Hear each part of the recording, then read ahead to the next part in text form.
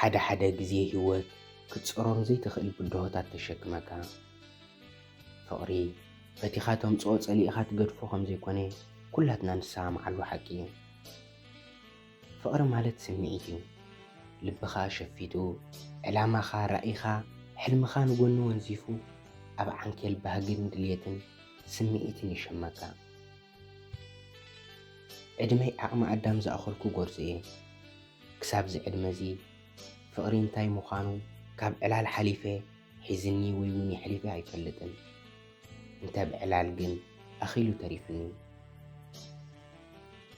ማማ ብዛዕባ ፍቕሪ ክትዕለኒ እንከላ ኣብ ፍቕሪ ከም ዘለኹ ኣዝዩ ጥዑም ስምዒት ይስምዓኒ። የዕንተይ ሰም ኣቢለ ካብ ጋህዲ ዓለም ወፅየ ኣብ ካልእ ዓለም ምስቲ ብእምሮይ ዝስእሎ ኣፍቃርየይ ኣዝዩ ጥዑም ፍቕሪ ይሕልፍ። ኣብ ህይወት ተፍቅሮ ሰብ ክትረክብ ናይ ግድን እዩ። እቲ ተፍቅሮ ማዕረ እቲ ተፍቅሮ እንተፍቂርካ ግን ኣዝኻ ዕድለኛ ኢኻ። ስለዚ ኣነ ኣብ ህይወተይ ከምቲ ኩሉ ሰብ ዝምነዮ ወትሩ ሕጉስቲ ኮይነ ክነብር እየ ዝምነ። እቲ ካብታ ብፍቕሪ ኮስኩሳ ብዙሕ ዋጋ ከፊላ ዘዕበየትኒ ወላዲተይ ፈልዩ ዝወስደኒ ክንዲ ኣቦን ኣደን የሕዋትን ኮይኑ ብፍቕሪ ንሓልዮትን ዘማሞቐኒ ክኾነሊ እየ ዝምነ። ማማ ዕላላ ምስ ወደአት ኣብ መወዳእታ ክትምርቐንን ክትምዕደንን ከላ ፈቃርኩኒ ፍቕሪ እንተደኣ ለጊስኪ ብዕፅፊ ክምለሰኪ እዩ። ከምዚ ክብል ከለኹ ግን ኣብ ገለገለ እዋን እውን በንጻሩ ኣሎ። እንተኾነ ግን ንኹሉ ብፍቕሪ ሰዓርዮ ብዓልየትክ ከዓ ፈቃርኩም ኣቦኺ ይግበረልኪ ትብለኒ።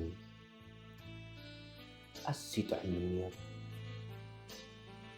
ማማ ጣዕሚ ፍቕሪ ምስ ባባኣ ተቋዲሳቶ ብፍቕሪ 4 ዓመት ድሕሪ ምጓዓዝ ውፅኢት ፍቕሮም ብስድራ ቤት ተማእኺሉ ዕለተ መርዐኦም ተፈጺሙ። ድሕሪ መርዐኦም ንዓይ ወሊዶምኒ። ንዓይ እውን ስድራ ስለ ዝገደድዎም እምበር እቲ ትልሚ ከይወለድካ ምጽናሕ ማማ ተምሃሪት ስለ ዝነበረት ትምህርታ ክሳብ ትውድእ ንኽጽበያ ቅድሚ መርዐኦም ዝኣተወላ ቓል እዩ ነይሩ። ኮይኑ ግና ብድፊኢት ስድራን ብፍቓድ ማማን ኣነ ድሕሪ ምውላደይ ከም ቃሉ ውላድ ከይደገሙ 5 ዓመት ትምህርታ ክሳብ ትውድእ ተጸበያ። ድሕሪ ዝኹሉ ዓመታት ማማ ትምህርታ ወዲኣ መፈጸምታ ናይቲ ኩሉ ጻዕራ በጽሐ። ባባ ብውፅኢት ማማ ተሓቢኑ ንዓኣ ኸመዓርግ ብሓጎስ ናብቲ ናይ ማማ መምረቕታ ንኽበጽሕ ኣብ ኣውቶቡስ ተሳፊሩ ጉዕዝኡ ጀመረ። ፍቓድ ፈጣሪ ኮይኑ ግና በቲ ኣብቲ ጉዕዞ ዘጋጠመ ሓደጋ መንኪና ህይወቱ ሰኣነ። እታ ናይ ሓጎስ መዓልቲ ብሓዘን ተተክአት። እዚ ዝሰምዐት ማማ ብስምባዴ ኣይጥዒቲ ኣይስሪቲ ኮይና ሃለዋታ ጥፊኣ ሕክምና ኣተወት። ኮይኑ ግና ድሕሪ ነዊሕ ፃዕሪ ደጓትርን ናይ ስነ ኣእምሮ ክኢላታትን ጥዕናኣ ናብ ንቡር ተመሊሱ። እንታይ እሞ ዝኽርታት ባባ ብቐሊሉ ክትርስዖም ኣይከኣለትን። ምስ ንብዓት ጥራይ ኮይኑ ቓልሳ። መቸም ሓጎስን ሓዘንን መኻይድቲ ከም ዝበሃል እቲ ንነዊሕ ዓመታት ዋጋ ዝኸፈለትሉ እሞ ድማ ብጽቡቕ ውፅኢት ዝዛዘመቶ ትምህርታ በቲ ዘጋጠመ ሞት ናይ ባባ ሰንቢዳ ዳግማይ ከምዘይትምለሶ ብኣይ ብውላዳ ምሒላ ንኹሉ ራሕሪሓ ደረጃኣ ናብቲ ደረጃ ተራ ዘይተምሃረ ሰብ ኣውሪዳቶ። ወላ እውን ብመምሃራናን መምሃርታን ተለሚና ሓንሳብን ሓዋሩን ተሳናቢታቶ ፍጹም ኣቕበጸት። ከተልዕለላ እውን ኣይትደልን። ማማ ድሕሪ ባባ ምማቱ ዋላ እኳ ውረደይ ናይ ህይወት ኣዝዩ እንተኸበዳ ንሳ ግን ኢዳ ከይሃበት በተን ዝነበረ ኣቑሩብ ቅራቦ ገንዘብ ክሰርሓለኒ ብዝብል ሓቦ ተበጊሳ ቀዳም ኣብ ዕዳጋ እንዳኸደት እተን ኣላጊባ ዝሰፈየተን መሸማዕ ዘርጊሓ ስዋ ምሻጥ ጀመረት። ኣብቲ መጀመርታ ኣታዊኣ ኣዝዩ ውሑድ ካብ ድራር ዕለትና ዝሓልፍ ስለ ዘይነበረ ንገዛ ክራይ ዝኸውን ድማ ብሓደ ክልተ እተን ዝፈትወኣ ድማ ክሳብ 3 ምለሊኽ እኽሊ ይህብኣ እሞ ማማ ድማ ከከም ዝመረፆ ፀጉሪ ርእሰን ትቆንነን። በቃ ህይወታ ነዚ ፈሪዳታ ብኸምዚ ህይወትና ንመርሕ። ንዓይ ክንድቦና ደም ኮይና ብፍቕሪ ሓብሒባ ኩሉ ጽቡቕን ሕማቕን እንዳምሃረት ይዕብያትኒ። ሓንቲ መዓልቲ እውን ትኾን ብጌጋ ዝደልዮ ሲኢነ ባባ እንተዝህሉስ ንሱም ገበረለይ ዝበልኩላ መዓልቲ የላን። ኩሉ ግዜ ይትረፍ ተዛሪበ ድልየታተይ ካብ ገፀይ ኣንቢባ ኩሉ ዘድልየኒ ተማልኣለይ። ኣነ ኸዓ ንሳ ትጸልኦ ወይ እውን ዘጉህያ ንኸይሰርሕ ኣዝየ ይጥንቀቕ። እንተ ሕጂ ግን እንድዒ ስምዒታተይ ካብ ቁፅፅረይ ወፃኢ ኮይኖም ልበይ ብፍቕሪ ሰልየ ተማሪኻ ሰልየ ጉብዝንኡ ኣከዳድንኡ ጽፈቱ ልዕሊ ኩሉ ድማ እቶም ሰሚዕኻ ዘይምንዎ ፍቕራዊ ቃላቱ ሃመይን ቀልበይን ዘሚቶም ምርኽቲ ፍቑር ገይሮምኒ። እቲ ዝገርም ምስ ተላለና ነዊሕ ዓመታት ከም ንፋለጥ ክንቀራረብ ግዜ ወሰድናን። ኣነ እሞ ከምቲ ዝምነዮ ዓይነት ወዲ ስለ ዝረኸብኩ ኣዝየ ተሓጒሰ። እታ ማማ ክትምዕደኒ ንጓል ኣንስተይቲ ክብረታ ድንግልና እያ። እታ እንኮ ንበዓል ቤታ እትህቦ ክብርቲ ህያብ ድማ ንሳ እያ። ስለዚ ኣዝየ ከተጠንቀቕ እንዳበለት ዝመኸረትኒ ኣነ ኸዓ ዋጋ ክብረተይ እትትመን ክብርቲ ህያብ ምዃና እንዳተረድኣኒ ሰልየ ንልበይ ብፍቕሪ ማሪኹ ክብርቲ ህያበይ ድንግልናይ ተረኪቡ ድልየታተይ ብስምዒት ተደሪኾም ኣንጻር ማዕዳ ማማ ክኸይድ ገይሮምኒ። ማማ ግን ብዛዕባ እዚ ትፈልጦ የብላን እምበር በቲ ንቡርሲ ልዕለይ ንሳ ትምነየለይ። ኣነ ግን ከይነገርኩዋ ንነዊሕ ተጓዓዝኩ። ኣነ ኣብ ጉዕዞ ህይወተይ የሕዋት ክህልው ንተመኒ ብፍላይ ድማ መሓዙተይ ምስ ኣሕዋተን ክበኣሳን ክፃወታን ከምኡ ድማ ገለ ነገር ገዚአን ኣሕዋተን ክህባ ካብኦም ክቐበላ ክርኢን ከለኹ ኣዝየ ይቐንእ። ኣብ ገለ ኣጋጣሚ ብዛዕባ ኣሕዋተን ክዕልላ ኣነ ግን ብዛዕባ ምን እሞ ክዕልል በቃ ተም ይብል። ማማ ዕድሚኣ ንኡሽተ እያ ጓል ትኾን ወዲ ብዘየገድስ ክትወልደለይ ይልምና። ንሳ ግን ከልዕለላ እውን ኣይትደልን ነዛ ክትጥሕረኒ ቁርቢ ዝተርፋ። ነፍሲ መሓሮ ኣቦኺ ክወልድ ወሊዱ ክፈሪ ተመርዒኒ ኸብቅዕ ንሱ ግን ንዓይ ከምህር እንተ ደኣ ወሊደ ትምህርተይ ከይተዓናቐፍ ብናጽነት ንኽምሃር 5 ዓመት ከም ሓንቲ መዓልቲ ተጸቢንስ ኣነኸ ኣሚነይ ሞይቱስ ብድሕሪኡ ዓራቱ ብሰብኣይ ከድፍር ከመይ ጓለይ ማህፀነይ ብዘለዎ ዘይነገጽ ኣዝዩ ጨካን ውሳነ። ዋላ እውን ብስድራኣን ብንዳሓማኣን ተለሚና ንሳ ግን ወይከ ማህፀና ብሩሕሱ ክነቅጽ በይናትሉ። እንኳዕ ንዓኺ ሓድጊ ገደፈለይ ንዓኺ ንውላደይ ልእ ዝነብር ዘለኹ እምበር ኣሰሩ ምስ ዓብኩ ንስኺ ንዓይ ሓንተን ክንዲ ሽሕን ኢኺ። ሕጂ ኸዓ ትምህርቲ ኣኽለኪ ንዓይ ነዲኸውን ኣይጠቐመንን። ተመርዒኺ ክንዲ ደቅኽን የሕዋትክን ዝኾንኹ ውለዲ ናብራ ግበሪ። ተገምጢላ ትምህርቲ ኣቋሪፀ ክምርዖ ትልምነኒ። ኣነ ኣብ ትምህርተይ ሙሉእ ተገዳስነት ኣለኒ። ደረጃይ እውን ኣብ ጽቡቕ ውፅኢት እዩ። ትምህርተይ ኣቋሪፀ ክምርዖ ብፍጹም ኣይረአየንን። ሓንቲ ከም ሓሙስ ኮይነያ ከተሕንቅቐኒ ስለ ትደሊ እምበር ሓደ ሓደ ግዜ ግዴታ ብዝመስል ልማውን እያ ትልምነኒ። ዋላ እኳ ኣብ ልዕሊ ባባን ኪዳናን ዘለዋ ናቕ ዘይብል ጽንዓትን ተሓጐሰኒ ምስ ዝመተ ምማት ግን ካብ ጌጋ ሓሊፉ ካልእ ትርጉም ክህበኒ ይከኣለን። እንተኾነ ኣነ ክልምን ንሳ ክትዓቢ ብዙሕ ዓመታት ተራባረብና። ድሕሪ ነዊሕ ርብርብ ግን ክፍለ ሰውነታ ሓፊሱ ዘይትጽብኽዎ ናይ 5 ወርሒ ጥንሲ ከም ዘለዋ በሰረትኒ። እንድዒ ናይ ሽዑ ሓጐስ ክነግረኩም ኣይክእልኒ። ኣዝየ ሓጐሰይ ምቁፅጻር ሰኣንኩ። ከም ቆልዓ ነጢረ ሓቒፈ ሰዓምክዋ።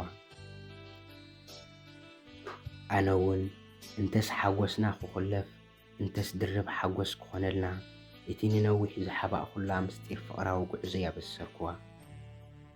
ንሳ እውን ተሓጐሰት። በቲ ስዒቡ ዝመፀ ቅድሚ 2 ሰሙን ኣብ ሕክምና ኸይደ ጥንሲ ከም ዘለኒ ዝሓበሩኒ ነቲ ካብ ሕክምና ዝተዋሃብኮ ናይ ጥንሲ ወረቐት ብሓሳባ ሰኒ የገለጽኩላ። ከም ሓቂ ጽቡቕ ኣይተሰማዓን። ንዓይኒ ሓንቲ ጓላ መን ይመርጽ ብዘየገድስ ብለምለም ዳስ ብኸበሮ ለጋስ ከምቲ ንቡራ መርያ ክተፋንወኒ ይነሩ ትምኒታ። ከም ትምኒታ ግን ኣይኮነን። ክትቅበሎ ስለ ዝነበራ ብግዲ ተቐበለቶ። ማማ ናይ 5 ወርሒ ኣነ ድማ ናይ 3 ወርሕን 2 ሰሙንን ነብሶ ጸርኮና። ብድሕሪ እዚ ንኹሉ ተቐቢላ ክትላለዮን ብዛዕባ ክግበር ዘለዎን ንኽዘራረቡ ነፍቃርየይ ንገዛ ዓድም እዮ በለትኒ። ኣነ እውን ዓደምክዎ መዓልቲ ፈለና። ኣነ ንሰልየ ምስ ማማ ኸላልዮ ንገዛና ወሰድክዎ።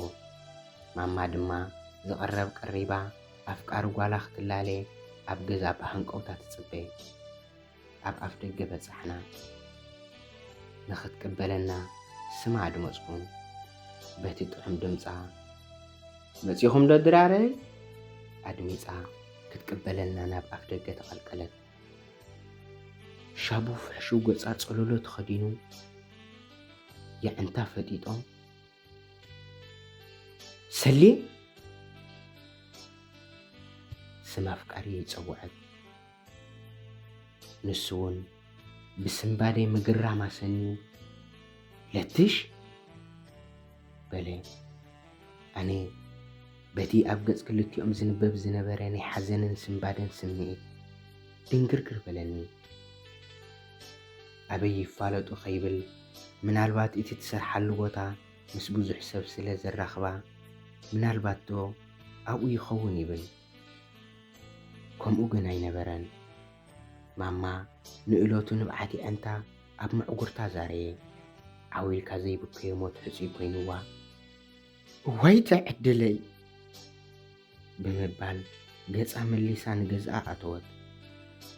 ኣፍቃርየይ እውን እዋይ ሰሎሙን ተዋሪድካ ብምባል ኣብ ዘለኽዎ ሓዲግነት ዓዝረ። ኣነ እሞ እንታይ ክብል ኩሉ ነገር ደንፂኒ ኣብ ዘለኽዎ ፈዚዘ ደው በልኩ። ገዛ እትው እንተበልኩ ብንብዓት ተነኽኒኻ ኩሉ ዝረኣየቶ ሕልሚ ክኾነላ እንዳተመንየ ህያብ ጓለይ ኣይኮነን በልኒ። ንሱ ዲ ፍቃሪኸይ ሰልየ ዲጥኒ ስኪ ተዳራራቢ ሕቶ ወርወረትለይ። እወ ማማ እንታይ ተፈጢሩ? ንምንታይ ከተነብዕለኺ? ንምንታይ ከሰልየ ገዲፍ ንኸይዱ? ድጉል ምስጢር ንኽፈልጥ ብተርባ ጸሓተትክዋ። እወ ኣነ ተዕድለይ፣ እወ ኣነ ጠላም። ኣንቲ እንታይ እየ ዝብሎ? ንቡል ኔርካስ ነዚ? ማማ እንታይ ተፈጢሩ? እንታይ ዲና ኾይና? ሕነቕንቕ እንዳበለ ድምፃ ህያብ ጓለይ፣ ኣንቲ ህያብ ጓለይ ንዓይ እውን ንሱ ይጥኒስ በለትኒ። ብእዝነይ ዝሰማዕኽዎም ምእማኑ ሰኣንኩ። እንተኾነ ግን ዘይከሓድ ሓቂ ክልቴና ዘጸናንዕ ዘይብሉ ዓዊልካ ዘይብከዮ ሞት ሕፁይ ኮይንና ተተሓሒዝና ንዕድልና እንዳምረርና ዝነዛሕ ነባዕና። بدحرزي دهي سلي خنركب نتطايقنا ناب سدت كم زخدي سبات حبرونا بጓሂ ኣብና ኣክውን ንገብሮ እንጠፋዕና ናይ መጠረሽታ ኣማራፂ ናይ ሓዲና ጥንሲ ኸነነፅሎ ወሰና እንተኾነ ውዕል ሕድር ኢልና ግዜ ስለ ዝቐተልና ብሕክምና ይኹን ብግለሰብ ክንጸል ከም ዘይክእል ሓበሩና በቃ ህይወትና መመሊሱ ካብ መዓልትና መዓልቲ እንዳጸልመ ተኸደ ኣነ ንማማ ኣረጋጊኤ ካብቲ ብገለ ተናፊሱ ኣደንጓልን ካብ ሓደ ሰብኣይ ጠኒሰን ክበሃል ዝጀመረ ሕሜታ ንኽጋላገል ናይ 4 ወርሒ ጥንሲ ተሰኪሜ ንሰሊ ክረክብ ናብ ስደት ኣሰሩ ሰዓብኩም ነቲ ኩሉ ኣብ መንገዲ ዝገጠመኒ ብድሆታት ሰጊረ ኣዲስ ኣበባ ኣተኹም ኣብኡ እውን ተራኸብና ገለ መፍትሒ ኸነናዲ እንታይ ክንገብር ከም ዘለና ክረድኦ ፈተንኩ ንሱ ግን ዘይተጸበኽዎ ኣቶ ቆልዓ እንተ ደሊኽን ውለድኦም እንተ ደሊኽን ኣስድድኦም እንተ ደሊኽን ጓሓፎኦም ጉዳይ ኣይኮነን ካብዛ ሎማ ዓንቲ ዕለት ካልኣይ ግዜ ክትረኽብኒ ኢልክም ዝትፍትኒ ንህይወት ክሕሰብላ ኢሉ እታ ናይ ትማሊ ወለላ መልሓሱ ፍቕሪ እትልግስ ልሳኑ ብድዕተ መሊኣ ቁርቡን ክድንግጸሊ ኣይከኣለን ዳግማይ ብምፍርራሕ ሓንሳብን ሓዋሩን ብዝመስል ስንብታ ገዲፍኒ ተዓዝረ ሕማቕ ተሰሚዕኒ ክቋጻጸሮ ይከኣልኩን የዕንተይ ክዛሪ ምዕጉርተይ ብንብዓት ተሓጽበ ውድቀት ግን ኣይተረኣየንን ኣብ ኣእሙረይ ገለ ሓይሊ ተፈጢሩ ምናልባት እዚ ዘጋጠመና ሓዱሽ ተርእዮ ኮይኑ ኣብ ሕብረተሰብናን እዝኒ ሰማዕን ተቐባልነት እንተዘይሃለዎ ኣነ ግን ንኹሉ ኣገናዚበ ሰብ ከይጸርፈና ክብል ህይወት ንጹሕ ዕሸል ካብ መቕታል ንኹሉ ተጻዊርና ንማማ ኣረዲኤ ወሊድና ውላድና ድማ ኸነዕቢ ምስኣን ምስ ነፍሰይን ቃል ኣቲና ሰልየውን ኩሉ ነገር ሓዲስዎ ከቢድዎ ምቕባሉ ስኢኑ ሕጂ እንተረሓቐ ጽባሕ ንግሆ ምስ ግዜ ኩሉ ነገር ተረዲእዎ ንኹሉ ነገር ተቐቢሉ ክምለሰና ተስፋ ንገብር ኣነ ንማማን ግን ወሊድና ውላድና ኽንዕቢ ወሲና ተፈጸመ ንስኽንከ ይሕዋተይ ኣይረድ ከም ዝንሃና እንተዘጋጥመክን እንታይ ምገበርክን ንኹሉ ተቐቢልክን ወሊድክን ዶ ውላድክን ምዕበኽን ዋላስ ፍረ ማህፀንክን ብገዛእ ፍቓድክን ንሞት ምፈረድክን ንስኹም ኮ ይሕዋተይ እንታይ ምገበርኩም ንኹሉ ተቐቢልኩም ኣብ ጎነን ዶደው ምበልኩም ዋላስ ፍረ በርክኹም ንሞት ምፈረድኩም ርኢቶኹም ኣብ ኮመንት ጸሓፉለይ ተመሊሰ ኸንብቦ እየ ይቐኒየለይ